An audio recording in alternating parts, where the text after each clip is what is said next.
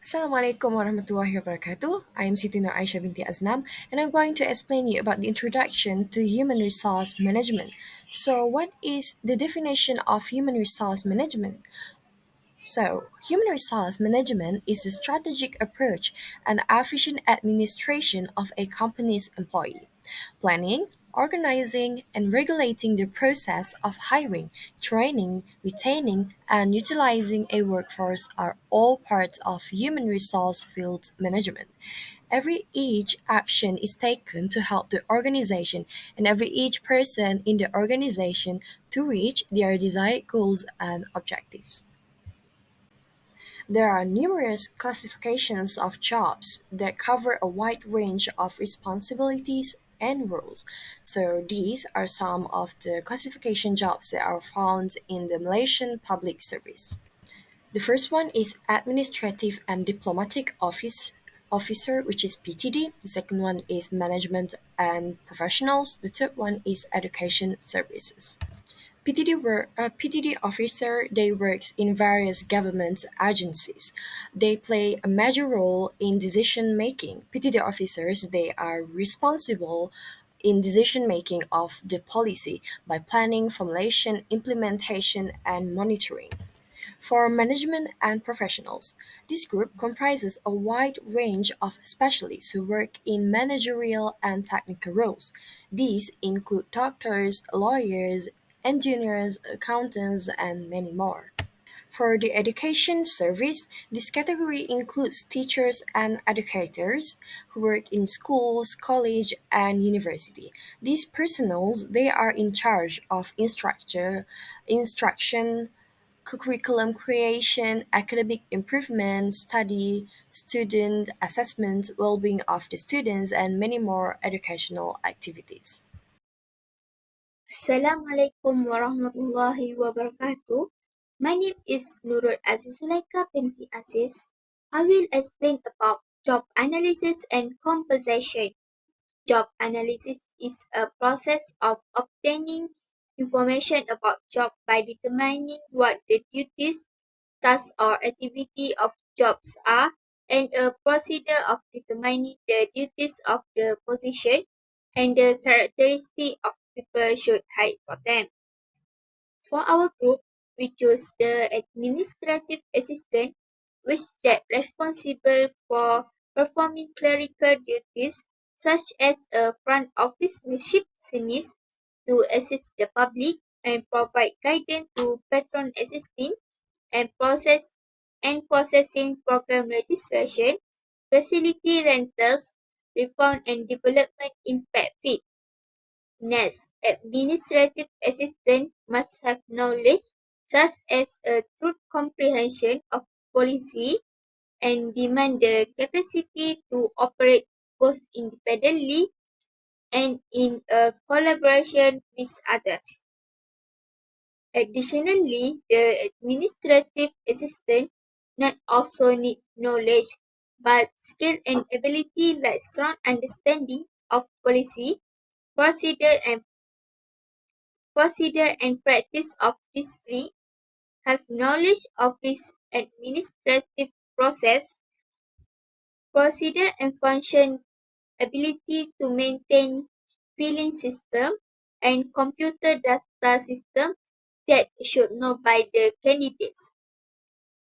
The individuals who are interested want to apply job as administrative assistant must have honor in the Malay subject at the SPM level and be a Malaysian citizen who who is at least 18 years old and in possession of an SPM certificate and or a document equivalent that is recognized by the government. Next point is starting compensation for an administrative assistant is RM 1352 and it will be raised by RM 100 per year to a maximum of RM 4003. Last but not least, Malaysia employment law. There is a law that governs employees making out working hour and overtime.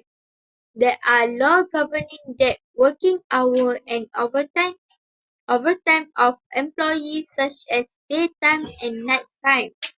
It required to plan out additional duty shifts that are worked between the hour of 6 a.m. to 10 p.m. in order to accommodate overtime labor during the working day. Meanwhile, personnel who work additional duty shifts between 10 p.m. and 6 p.m. are considered to be working overtime. That's all from me. Thank you. Assalamualaikum. My name is Patricia Umairah binti Muhammad Rizwan. For the beginning, I will explain for my part, which is definition of training and development. Basically, it is a source for employees to improve and polish soft skills that related on the job. For your information, training and development have different meanings, which is training means a short-term effectiveness for organization, while development means a future responsibilities, which is the act of improving by expanding, enlarging, of or refining. Other than that, we provide a draft of programs. Our program's name is Service Reinforcement Course and it's under Public Service Department. The purpose of this program is to improve productivity and motivations of employees. Besides that, we also want to improve the performance and reputation of organization as well as to maintain the good name of the organization. We have planned to hold the program at the Grand Ballroom at Resort World Langkawi on 26 June until 28 June 2023. Other than that, there are two organizations that aim for training and development of employees, namely Intan and Ilmi. Intan is provide leadership course to prospective employees and work experience. It also has made its mission to develop competent public sector workers, while ILMI is an essential component of creating and sustaining the nation's economic growth is the development of its human capital. Hi and Assalamualaikum. My name is Farah Farhana binti Safuruddin. So today I'm going to tell you the definition of discipline. Discipline is the practice of training people to obey rules or a code of behavior. They can use punishment to correct disobedience. Discipline can be defined as a set of rules, guidelines, or behavior that individual achieve specific goals, desired outcomes. It involves guidelines or behavior. It involves self-control and the ability to stay focused and committed to a task or objective. Discipline often involves regulating one's action, emotions, and thoughts to maintain order, improve efficiency, and achieve personal or collective growth. Discipline is commonly associated with traits such as self-discipline, perseverance, and consistency. It enables individuals to overcome distraction and obstacles that may hinder progress. In another word, discipline can be defined as a self-discipline that is the ability to control one action and emotions that often involve delayed gratification, staying focused, and adhering to personal standards. Discipline means the standard behaviors that are expected to be displayed by employees or rules of the organization or orderly behavior.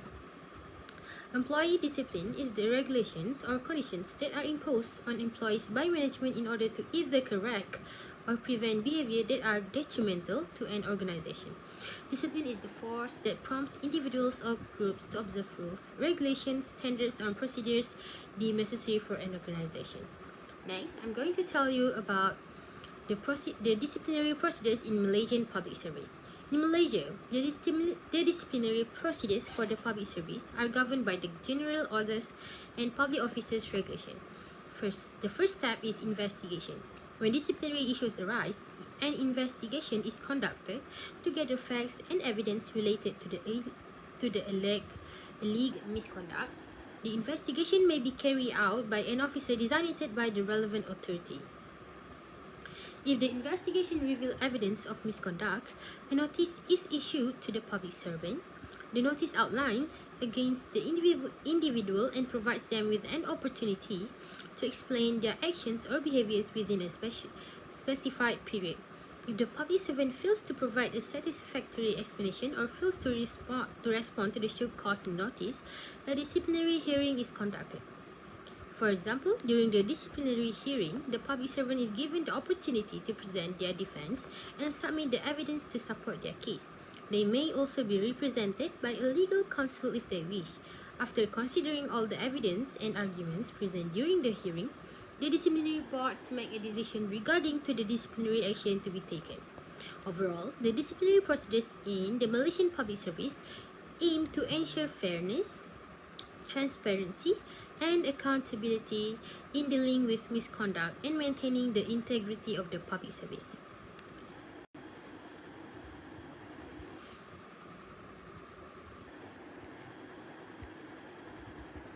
Lastly, the different disciplinary actions to be imposed on the public officers for the misconduct. Disciplinary action for misconduct mostly depends on the specific organization and applicable laws and regulations. Public service employees are expected to inculcate good working habits and demonstrate professionalism at all times. Firstly, it is a warning form of a verbal or written type of warning. The public officers may receive a verbal or written warning.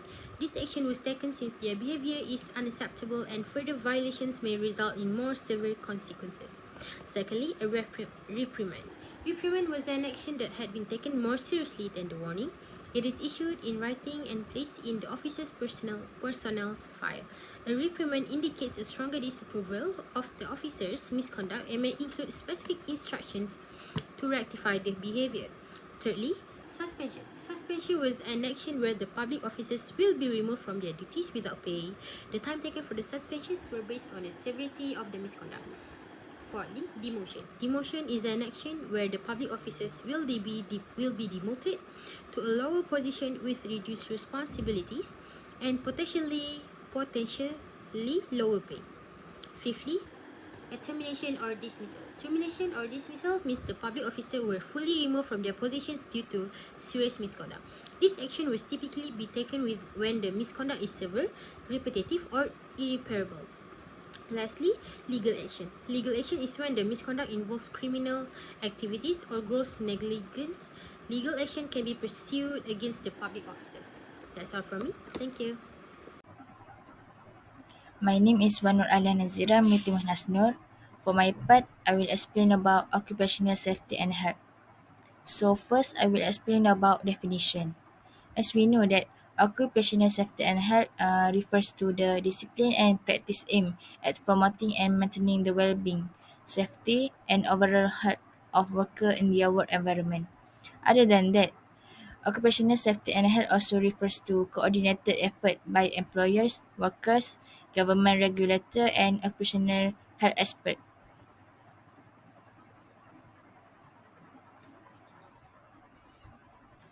Next, I will explain about safety and health hazard that are associated with administrative assistant. First, ergonomic hazard. It can be caused by the physical condition of the workplace. Therefore, ergonomic hazard can result in poor posture, uncomfortable or awkward movement. Second, workstation environment. It is because unsafe working environment and injuries are bad for employees' morale. Third, stress and psychosocial hazard. This can cause psychosocial or physical harm. Stress itself is not an injury, but if workout are stressed often, over a long time, or the level of stress is high, it can cause harm to the individual. After that, I will explain about preventive measures and precaution to minimize the risk. First, ergonomic measure. It can be done by improving the workplace in order to changing the work to fit the worker. Second, workplace environment measure. It can be effective controls, protect worker from workplace hazard and help employers provide workers with Kau punya aku tadi ni. with safe and helpful. Murah-murah. Itu ada dah lah.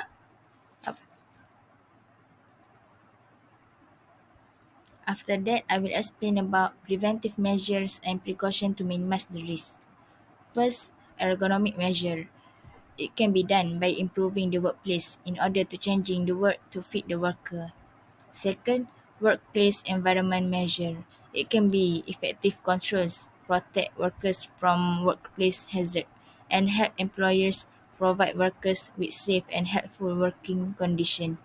Third, psychosocial support measure. It can be done by making sure that everyone is aware and constantly encourage each other to be more productive.